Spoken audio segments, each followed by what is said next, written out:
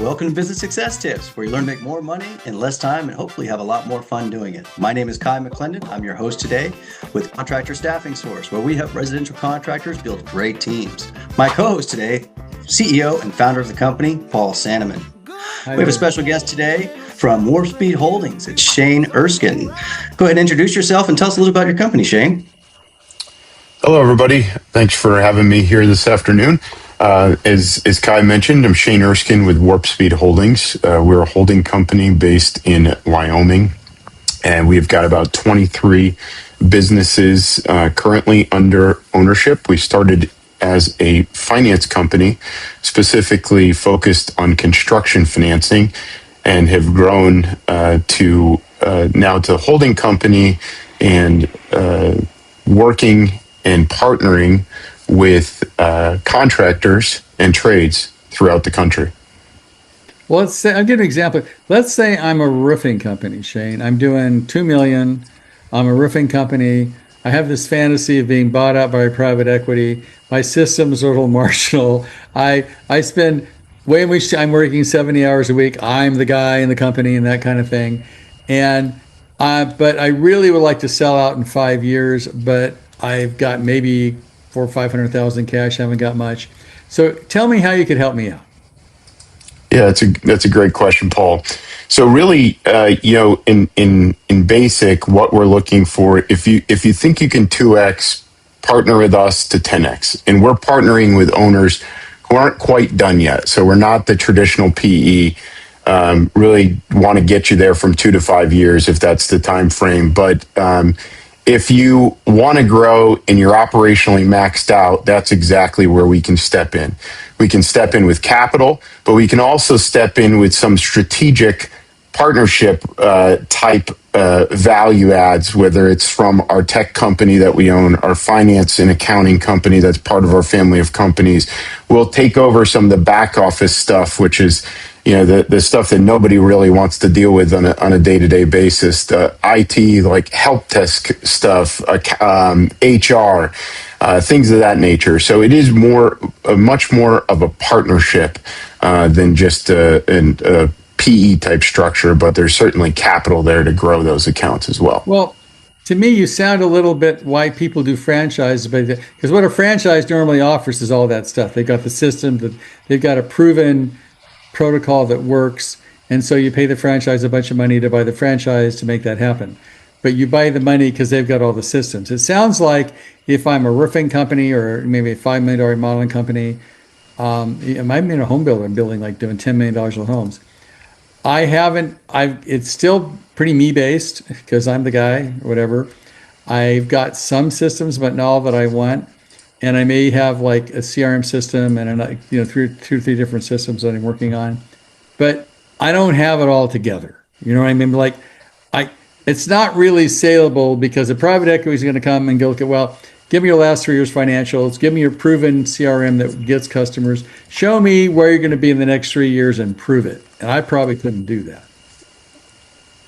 Yeah, I think, what you're saying, I mean, a lot of owners hit a ceiling. It's not because of the demand, it's because of bandwidth, and you can't scale to 5 or 10 million that you did 1 or 5 million, for example. So in the franchise model, there would be a capital commitment typically up front, right? And in this scenario, we can come in with just the strategic side, if that makes sense, and we're not there to take over. We're come in and we'll work with you to build the machine around, and then can come in with the capital. It is typically required some capital for growth, but you stay focused on the growth in operations, and we'll install everything behind the scenes. We've done it in multiple different verticals, different industries, and we operate these businesses on a day-to-day basis.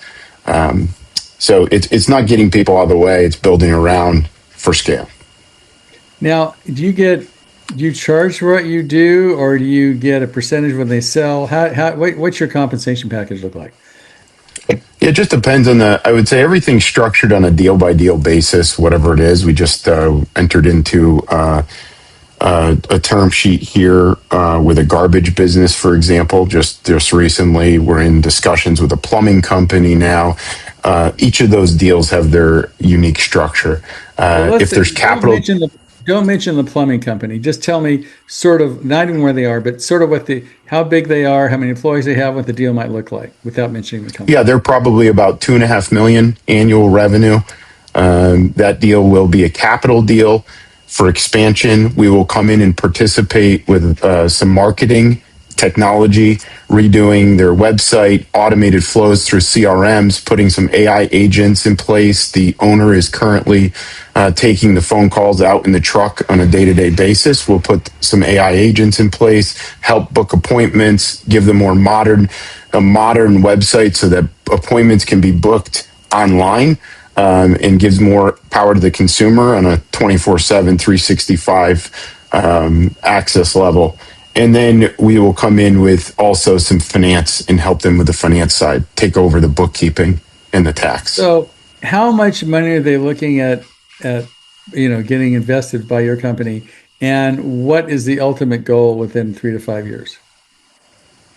That deal will be somewhere between $500,000 and $750,000, and the goal right now is to expand into other counties within their state, but then get into at least four or five more states in the next 3 to 5 years.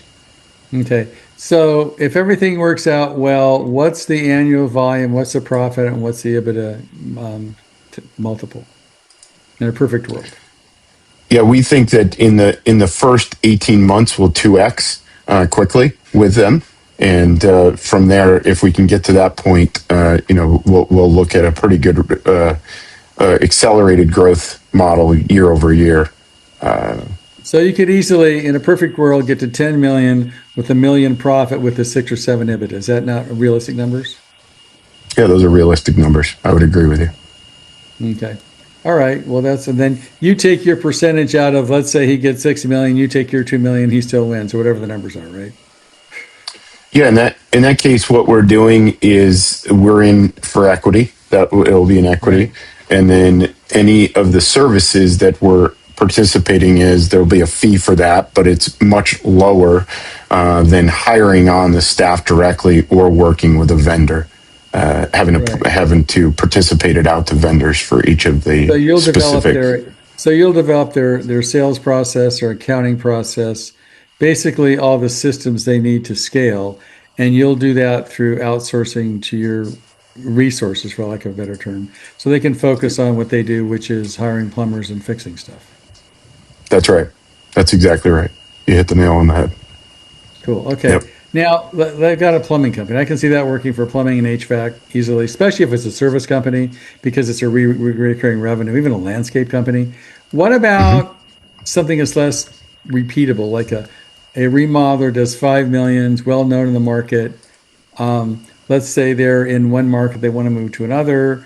They're profitable, they're doing 5 million, maybe they're netting 10%, $500,000. And they want to scale, but they don't know how. They want to go into some different counties or whatever. Can you help them do that? I think that there's a number of things we can do in that area, because we did start with a finance company. We do own multiple mortgage banks underneath our holding company, under the 𝗲𝗂𝗿𝗄 Holdings. And for a remodeler, we have all the financing mechanisms for remodeling financing through Fannie Mae, Freddie Mac, HUD, USDA, VA. That helps. A lot of people don't know that those loan programs exist. So that is something that we educate the contractor and allow them to offer up the financing options to potentially customers. We can help them with the marketing in their markets to communicate this properly. We also have the ability to work on custom loan program products with interest rates for those types of scenarios. So I think in that side, we can come in with the finance, but then we can come in with the marketing, the back office, systems tied in directly into lending systems to make the consumer experience much better, which would level them up against their peers. Okay, great.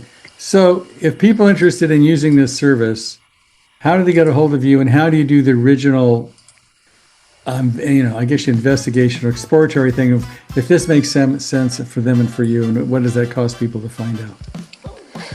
Yeah, no, great question. Our website is www.𝗲𝗏𝗿𝗄𝗋𝗋𝗋𝗋𝗋𝗋𝗋𝗋𝗋𝗋𝗋𝗋𝗋𝗋𝗋 there's an email on our website that you can get in touch with it. It's partner@𝗲𝗏𝗿𝗄𝗋𝗋𝗋𝗋𝗋𝗋𝗋𝗋𝗋𝗋𝗋. They can reach out in an email. It will be either myself, my brother Josh, or a gentleman that's part of our team, Tony. One of the three of us will get on an initial call. Maybe a couple of us will have a quick phone call, ask some questions. We make very quick decisions. So if it's a yes or no, we're going to be extremely transparent.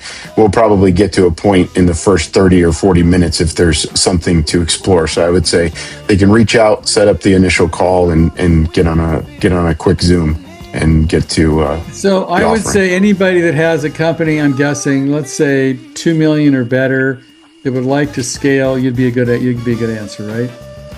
We would. We'd be a great option. We should have a conversation. Absolutely. Okay. Thanks, Shane. I really appreciate your time being here. And this is a great option for a lot of people because a lot of people need exactly what you've got.